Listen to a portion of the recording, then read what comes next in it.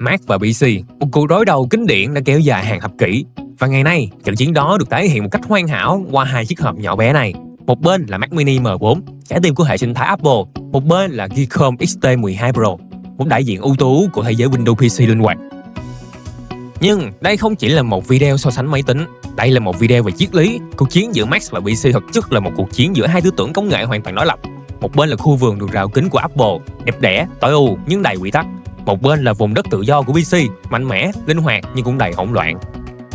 Và tại sao điều này là quan trọng với bạn, một người dùng điện thoại?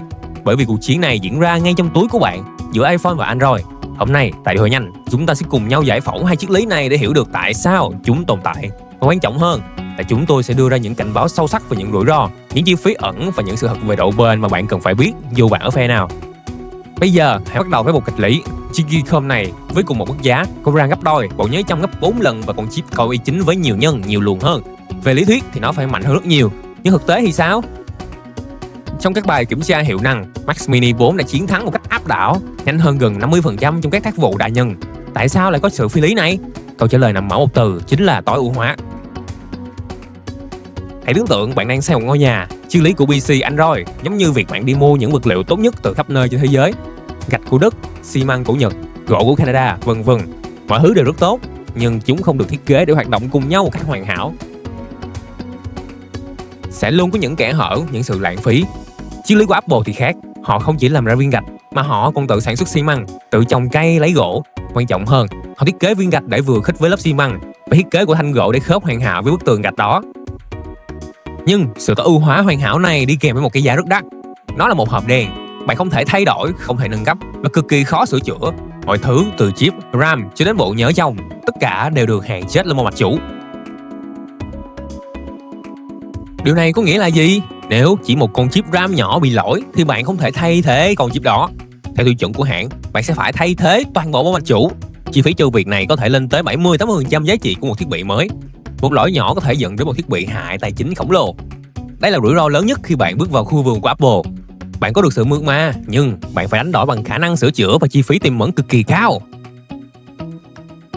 Còn bây giờ, hãy nói về chiếc Geekom và thế giới PC Android. Sức hấp dẫn của nó nằm ở sự tự do. Nhiều cổng kết nối hơn, có thể cắm thẻ nhớ SD, và quan trọng nhất là khả năng nâng cấp. RAM và SSD có thể được thay thế hoặc nâng cấp bất cứ lúc nào. Bạn có thể mua 71T hôm nay và nâng cấp lên 4T vào năm sau. Bạn có thể cài Windows, Linux, biến nó thành một máy chủ tại nhà. Sự linh hoạt chính là vô tận. Thế giới Android cũng vậy, bạn có vô số lựa chọn về thiết kế, tính năng và mức giá. Bạn có thể tùy biến giao diện, cài đặt các ứng dụng từ bên ngoài, vân vân. Bạn luôn là người làm chủ cuộc chơi. Nhưng sự tự do này cũng đi kèm với một rủi ro, chính là sự hỗn loạn về chất lượng.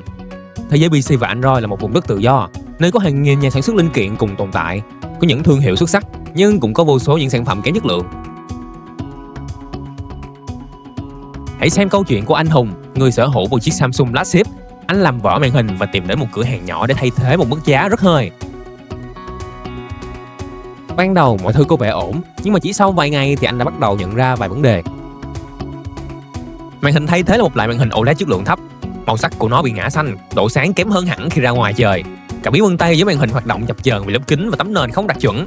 Tệ hơn nữa là màn hình này tiêu thụ nhiều năng lượng hơn, khiến thời lượng pin của anh đây bị giảm đi đáng kể. Anh Hùng đã tiết kiệm được một khoản tiền ban đầu, nhưng mà phải đánh đổi bằng chính những trải nghiệm cao cấp mà anh trả tiền để có được khi mua chiếc điện thoại flagship. Trong thế giới của sự tự do, lựa chọn của bạn rất quan trọng và lựa chọn sai lầm có thể dẫn đến sự thất vọng lớn. Vậy thì cuối cùng, triết lý nào mang lại lợi ích kinh tế hơn và lâu dài hơn? Với Apple, chi phí ban đầu của bạn thường cao hơn nếu như so sánh với mặt cấu hình, và bạn luôn phải đối mặt với một rủi ro tiềm ẩn, chính là một lỗi nhỏ trên mạch chủ có thể đồng nghĩa với việc bạn phải chi một số tiền gần bằng mua máy mới để sửa chữa. Hơn nữa, bạn không thể nâng cấp. Nếu nhu cầu của bạn thay đổi, ví dụ như bạn cần nhiều dung lượng hơn, thì giải pháp duy nhất là bán máy cũ và mua máy mới thôi. Một quá trình khá tốn kém.